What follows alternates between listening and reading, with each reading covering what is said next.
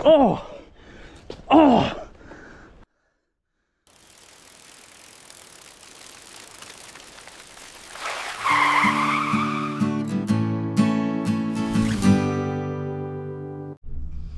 Hey guys, welcome back to part 3 of my custom mini velo build.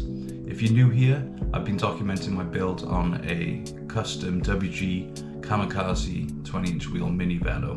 It's been a mix of scenic bike path rides, wet trails, a bit of gravel riding. Recently my buddy Tim drove across the UK. He brought his cute itty bitty with him. We had a day out at Bristol's drum and bass on a bike event. Here's some footage.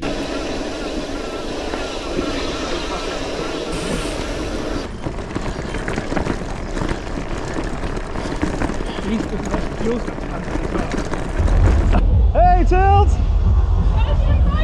Oh, you okay? You alright?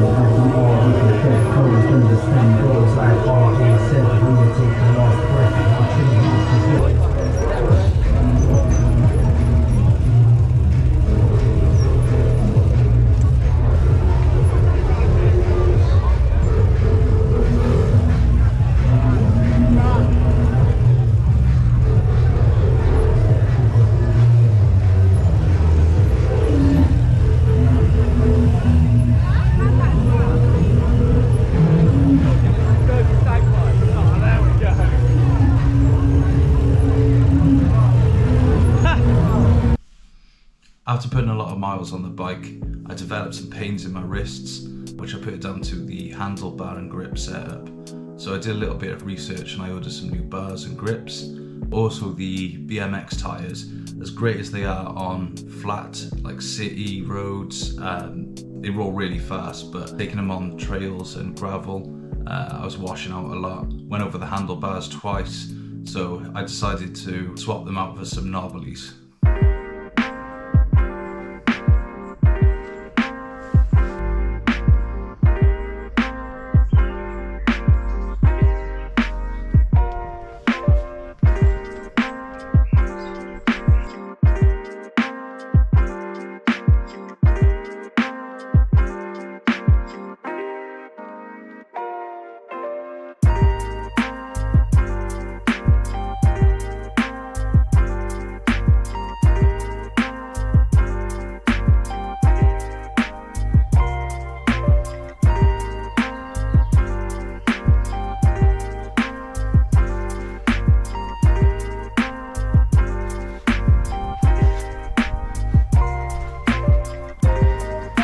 The GT BMX tyres were great on the road, bike paths and flat surfaces. They rolled fast running at 60 psi. The issue with them was they struggled to grip on gravel and trails and were lethal on any surface that was slightly damp. I'd lose confidence quickly taking any corner at speed, and they also weren't forgiving on bumpy terrain. It definitely rattled your bones. The tyres I decided to buy were Maxxis Mini and DHR2 in a 20x2.3. They're chunky enough to still look cool, and they'll give me enough clearance in the fork. They have a large grip and should bite into loose surfaces as well. They were very reasonably priced at £16 a tyre. They were on sale. I'm running these with some heavy duty BMX inner tubes to help with puncture protection.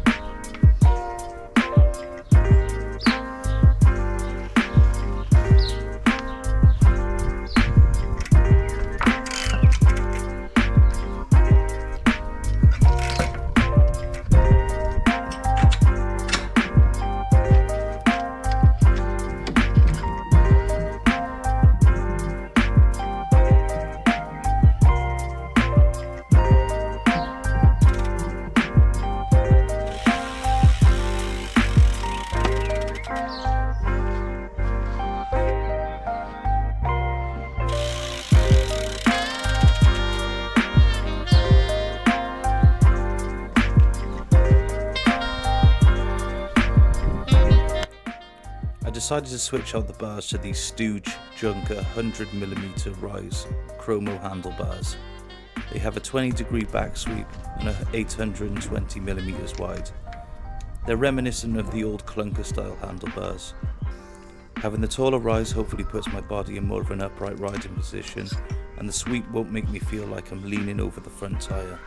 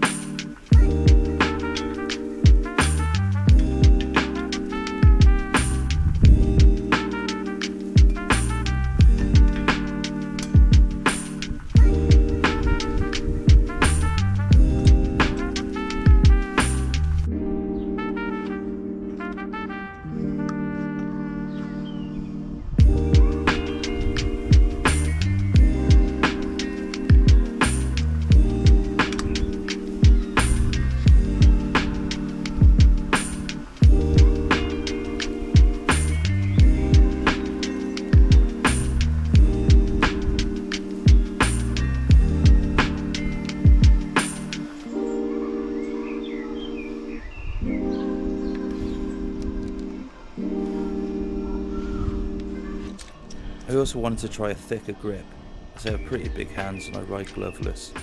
I've always used DMR def grips on all my bikes, but made the decision to try out Wolf Tooth's mega fat pore silicone grips. They're 40mm in diameter and they took some getting used to. Definitely felt like I was holding a pool noodle.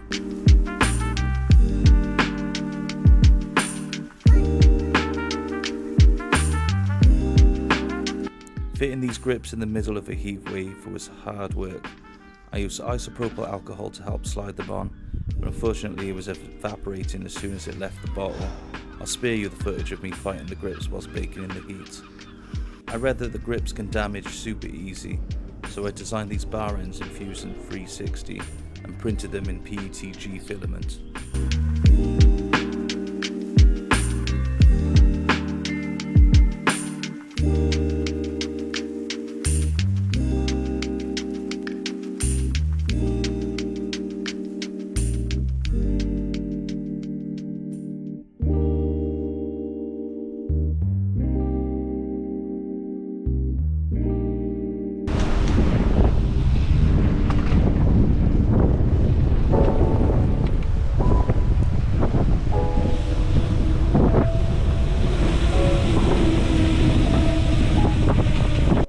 I want to talk a bit about what it's actually like owning and riding a mini velo day to day.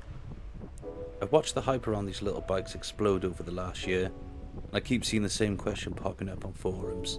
Could you ditch the rest of your fleet and rely solely on a mini velo? In my opinion, absolutely. You could easily run a mini as your one and only bike. It's a surprisingly capable all-rounder. Take it out on the trails and it's absolute chaos. Because it's so twitchy at speed, it's ridiculously easy to throw around. It feels twice as fast than you're actually going. It regularly scares the life out of me, which is at least half the fun of riding one. They also make phenomenal commuters too. Stashing one on public transport is painless, and unlike a full-size rig, manoeuvring it through the front door and down the hallway at home is a breeze. Frames like the Crust Stupid Tourist even split apart if storage is really tight, though I'll be honest, taking a breakdown frame over dirt jumps sounds like a brilliant way to visit the A&E. You can also slap enough racks and cage mounts on one, and you've got a legit bike packing rig. The only real caveat is technical terrain. Small wheels have a nasty habit of getting swallowed by big rocks and tree roots. I don't have the footage to prove it, but I was recently sent flying over the handlebars in quite a spectacular fashion when my front wheel slided perfectly between two roots. On gravel, they feel right at home. I recently took on a 50-mile loop across a mix of gravel and bike paths. It held a steady pace and was shockingly comfortable the whole way. If this were my only bike, I wouldn't be in a rush to buy something else.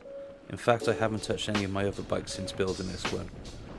Now, I'm not trying to talk you out of the classic N+1 rule. We all know true happiness is just buying more bikes. But everyone needs to try a minivelo at least once. Another thing I've been seeing lately is people trying to convert adult and kid frames to minivelos. My honest advice is I wouldn't bother. Just pick up a dirt cheap purpose-built frame like this one, or grab a budget minivelo frame off AliExpress. If you drop 20-inch wheels into a frame designed for 26 or 700C, the bottom bracket ends up so low to the ground, you'll be smashing your pedals into the tarmac on every single turn. And kid frames know better. The reach is all wrong and the proportions just don't work for an adult. A proper minivelo frame is purpose-built. The bottom bracket is raised up to give you plenty of ground clearance, and the head tube is extra tall to compensate for the tiny fork. When you actually sit on one, it feels like riding a full-size adult bike, just with punchy acceleration, a shorter wheelbase, and that lively twitchy handling. So was there a difference in the tyres? Yes, night and day difference. Both setups have their pros and cons. The original BMX tyres are insanely fast on the road and flat surfaces. You pump up to speed and you can just keep rolling. They aren't terrible on gravel either, even if they do get a bit skittish in the corners. The real issue is on proper dirt trails, especially when it's wet. Running lower pressures, it was stupidly easy to crash. Small wheels love to tramline and they get caught in the ruts, which likes to send the wheels sliding out. You only have to breathe on the brakes just to feel the whole bike go sideways. Swapping over to the Maxxis tyres completely changed the game. They're fast on dirt, gravel and in the wet, though you definitely notice them being a lot slower and louder once you hit smooth tarmac. But the trade-off is worth it. They've given me way more confidence off-road, which is where I spent most of my time riding anyway. To really put the Mini to the test, I decided to meet up with my buddy Mike, who was out on his full suspension Giant. Plan was simple, to run a little experiment to see if I could actually keep up with a proper mountain bike on some rough trails. First up, a brutally steep climb heading up into the woods. Now I'm running a 38 tough gear on the back and a 48 tough chainring up front. Safe to say this hill absolutely had me beat. Because the wheelbase is so short, the front wheel spent the entire climb trying to point straight at the sky. And as much as I love to tell you that I wheelied my way all the way to the top, I'm nowhere near fit enough for that level of heroics. Meanwhile, Mike was sitting pretty with his massive 48 tough rear cassette, spinning up the incline without a care in the world. I gave up and accepted my fate and converted the minivelo into an actual push bike for the rest of the climb.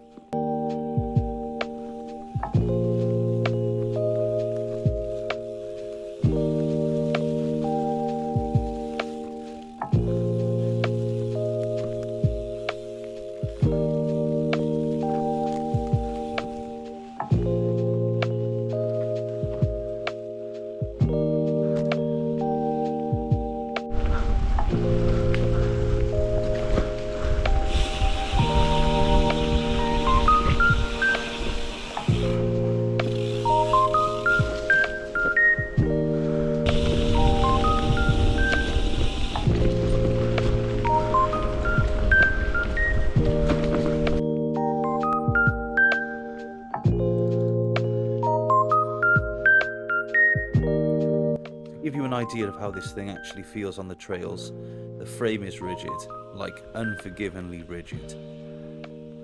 There is zero give in this frame. The only compliance or cushioning you get is whatever flex is left in the tyre sidewalls, which I reckon comes down to the tiny rear triangle and the super short wheelbase. Like I mentioned earlier, you feel literally every single root and rock, and it's stupidly easy to get hung up, especially when you're trying to climb over roots and small rocks. Mind you, I'm hardly a pro rider, so someone lighter or more experienced might give a different opinion. But for me it was a proper battle. My biggest issue with this frame though is the seat post size. It takes a 25.4mm post, means dropper posts basically do not exist.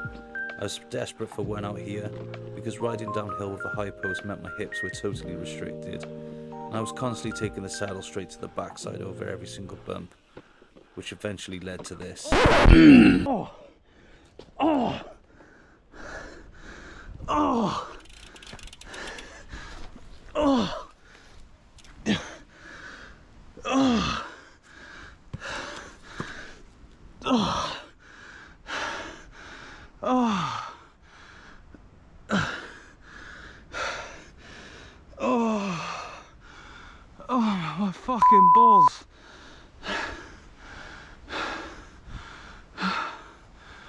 Oh! Yep, I snapped my post.